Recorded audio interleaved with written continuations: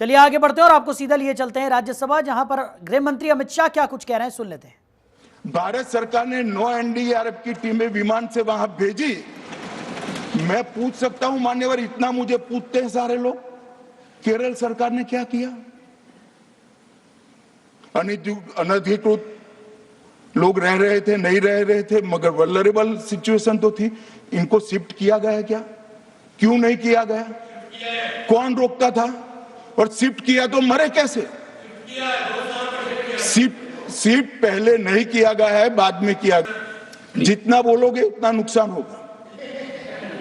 मैं बोलना नहीं चाहता, परंतु जब आप आरोपात्मक तरीके से बात करते, मैं शांति से यहाँ बैठकर सुनने ही आया। मान्यवर, मैं आज आपके माध्यम से कहना चाहता हूं कि early warning system Narendra Modi ji 2014 में प्रधानमंत्री बने, 2016 से ये प्रोजेक्ट चालू हुआ और 23 तक दुनिया की सबसे आधुनिक अर्ली वार्निंग सिस्टम कहीं पर है तो भारत में। और इसका 7 दिन पहले इसका अनुमान देने वाले 4 ही देश है, उसमें से एक भारत है। मगर उसको पढ़ना पड़ता है, डिमांड करने से कुछ नहीं होता। मान्यवर, जो उन्होंने कहा कि भाई डिजास्टर के पैसे रिलीज करने का राज्य के साथ पास अधिकार नहीं है, वो गलत है। मान्यवर, मैं इसकी भी स्पष्टता करना चाहता हूं क्योंकि सदन का रिकॉर्ड साफ रहना चाहिए। एसडीआरएफ में 10% राशि कोई भी राज्य अपने हिसाब से, अपनी गाइडलाइन से इश्यू कर सकता है और 100% राशि भारत सरकार की जो गाइडलाइन इश्यू हुई है, गाइडलाइन इश्यू के किसी भी परमिशन की भारत सरकार की जरूरत नहीं है। गाइडलाइन को सिर्फ फॉलो करना है। मगर जो ये डिजास्टर के पैसे हैं और कोई हेड के अंदर तो खर्च नहीं हो सकते, हमें इतना तो चेक एंड बैलेंस रखना पड़ेगा। तो फिर भी 10% खर्च तो डिजास्टर के नाम से कुछ भी आप करें कोई नहीं पूछता है। 90% खर्च आप गाइडलाइन के हिसाब से डिजास्टर के लिए भारत सरकार की कोई परमिशन लेने की जरूरत नहीं।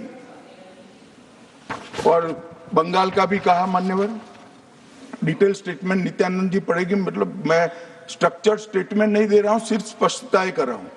मान्यवर, बंगाल का भी कहा, हमने 6,244 करोड़ रुपया 14 से 24 तक बंगाल के अप्रूव किए हैं और जिस प्रकार से इनके खर्च का हिसाब आता है, इस हिसाब से रिलीज होते हैं। उसमें से 4,619 4619 करोड़ रुपया हमने रीएम्बर्स कर दिया है, मगर वहां थोड़ा प्रॉब्लम है हिसाब भेजने में। अब वो तो मैं अच्छे से नहीं कर सकता साहब, बंगाल ने ही करना पड़ेगा। अकाउंट देना पड़ता है तो सरकार है, कोई पॉलिटिकल पार्टी नहीं है ना। सरकार के कुछ रूल्स होते हैं, रेगुलेशन होते हैं, अकाउंटिंग सिस्टम होती है, एजी का ऑडिट होता है। हम किसी को नहीं मानेंगे तो थोड़ी तकलीफ आएगी, मगर धीरे धीरे आदत पड़ रही है, इंप्रूवमेंट आया है। इसीलिए 6244 में से 4619 करोड़ रुपया इनका रिलीज हो चुका है।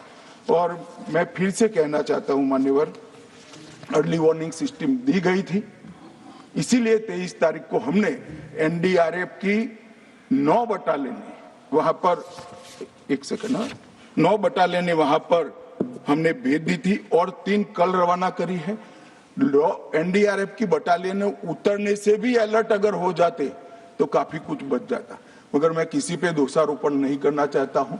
ये समय है केरल की सरकार के साथ खड़ा रहने का, केरल की जनता के साथ खड़ा रहने का और जो लोगों की हानि हुई है उनके साथ खड़ा रहने का। मैं सदन को विश्वास दिलाना चाहता हूं, irrespective of party politics, Narendra Modi सरकार केरल की जनता और केरल की सरकार दोनों के साथ चट्टान की तरह खड़ी रहेगी, किसी को संशय नहीं।